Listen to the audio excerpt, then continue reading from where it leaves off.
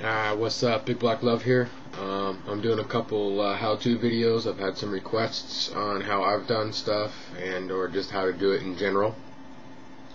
So the first video I'm going to be doing is lowering / custom suspension work. DJ and Amber, he's going to be doing a NASCAR and he wanted to lower the suspension some more. So, and with that one, homie, the suspension is a little bit more detailed. Every kit is a little bit different. You kind of gotta just like if you're gonna cut your doors open, you study it and you look at your kit and see what you can do with it. Sometimes I'll have an idea and I'll either start and or looking at it and there's just no way to do it. So, or no way within means to do it. I mean, anything is possible. It's just the amount of time, energy, and money you want to put into it. Sometimes it's just going to cost too much. So, and B-Dog Films. Sorry, man, I got your name wrong. My other film, I said J-Dog. B-Dog. I was really tired, so I got some decent sleep last night. He asked about the hinges, hinges on the Evergreen Husky, how I did them. So that's just kind of the same thing. Is you got to see what you're working with. Can't remember who it is. Someone asked me about the hinges, and I sent them to Twipe Rod and Fast Jimmy's. They got awesome videos on how to make custom hinges, and that's how I got the idea on how to do it, and you just customize from there. So we'll start with the suspension, and then after we're done with the suspension, I'll show you a little bit on the hood. And then Civic with Style was asking me on how to wire up the engines. I got a couple tips on that for you, depending on how detailed you want to get, and a couple different means and methods in general. So, alright, here we go with the suspension. So, this is real general. I can do an actual more in-depth when I'm building a model, but I'm not in a suspension mode right now.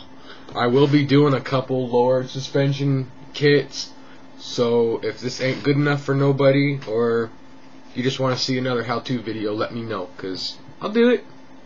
So here's the 62 Cat, my Catalina Pontiac. This one, I lowered the front way down. It's actually framed out, if anyone remembers, and I lifted the suspension up. Now, I technically, to scale, I dropped the front suspension about 5.5 to 6 inches, and the rear went up about 3 or 4. So it doesn't really look like that much, but this was actually a pretty level low car to begin with. But so what I do, and it all again depends on how in depth you want to be. I mean, if you want to be able to mirror it and display it and look perfect, you're going to want to find, like on this one, you could see it, the spring base plate maybe. I cut some round discs out of styrene and filled in there and put a couple discs and a small rod to make it look kind of like it was on hydros. I don't know, you can see that little dip in there. There's not much room, and my camera's not that good, I apologize. But if you know the generic, what it's, that one's a little crooked. And then of course you have to remember when you're raising or lowering, keeping your wheels centered, unless you don't care. On a real lowrider, when you lift it up, your wheels go uncenter, but when you lower it, it's going to want to pull your rear bars in. So normally I cut the little attachment pins that are on the bottom of the control arms and move them back, and that's for a rear coil suspension. And you just give yourself a little bit of room. You can fill in the gap, and you can do whatever you want. You can do one high and one low, like I did on the Evergreen, to give her the 3-wheel stance. And in the front, generally, when you get a suspension kit that at least comes in. Let me set this down. When you get a kit that comes with the piece that comes up around, and you got your springs and a little guy that your wheels go on, just flip that peg upside down. Normally you got to trim it. One peg will be bigger than the other one, and just flip them around. So instead of the peg being up here on the basically in the car seat, instead of the peg being on the lower side, it's on the higher side of the center of the spring, and then you can customize it from there. On this one, it had the top A-arms were the same too, so I heated them up and bent the pins, and you kind of angle the A-arm up. Take your A-arm and you bend it up, and then you got to do the same thing with your bottom piece. You got to take it and bend it up, and then you put all your spring in there, and you got to lower its suspension. It's a little bit easier when you have all the separate pieces instead of a molded frame, and sometimes it's a little bit easier to do the suspension work with the coils. Now, of course, it's easier. I will show you real quick. You can't really see much because I changed some stuff.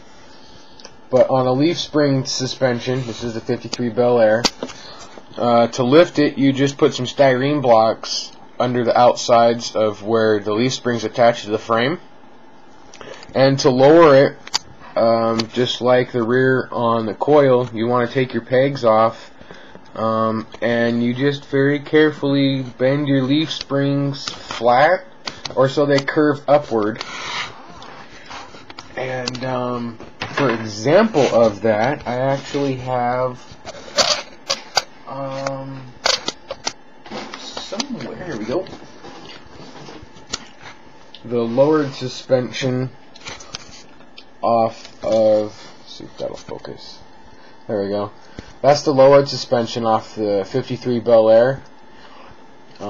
If you can see, technically it would sit on it like that, but you just bend them flat and or reverse curve them and take the positive curve and turn it into a negative curve. Another thing is if your suspension if your suspension is here and your drive axle goes underneath, you can do what we call an axle flip. And in plastic, you just shave everything a little bit, and you take the axle from underneath the springs and put them on top of the springs. That's great for trucks, because a lot of trucks, the suspension is underneath, and that's a quick 4 to 6 inch drop right there. And then you just got to do, you can flip your, think of the correct word, your spindles, the piece that holds both your upper and lower A-arm together and holds your wheel on, and normally those will be at the bottom, and you want to flip them so they'll go to the top. That'll give you about a 4 inch drop. And then anything after that, if that's not satisfactory, you just gotta use the coconut, as Fast as Jimmy 71 says. So and then just, oop, I can't lose my mirror. I knocked the mirror off the Husky when I picked it up there. As you can see on the Husky, because it's a little bit more detailed, I dug through my kit and I found a taller spring because I wanted this to be a mirror quality bottom.